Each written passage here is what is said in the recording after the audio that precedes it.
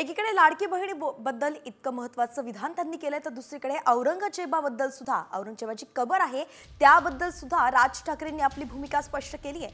औरंगजेबाच्या कबरीवरील सजावट काढून टाका अशी मागणी राज ठाकरेंनी केली आहे।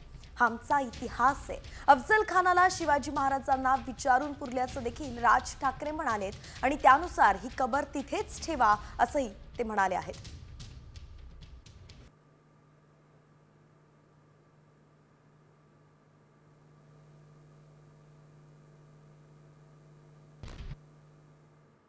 जी कबर आहे ना, जी सजवलेली काढून टाका, कबर नुसती दिसली पाहिजे आणि तिथे एक मोठा बोर्ड लावा, आम्हा मराठ्यांना संपवायला आलेला औरंगजेब इथे आम्ही गाडला गेला।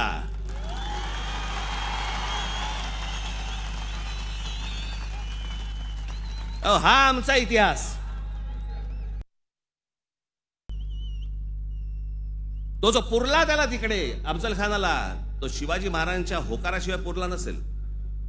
त्याची कबर जी केली आहे ती महाराजांना विचारल्याशिवाय केली नसेल। महाराजांनी सांगितलं असेल निश्चित करा, जगाला कळू दे कोणाला मारलाय।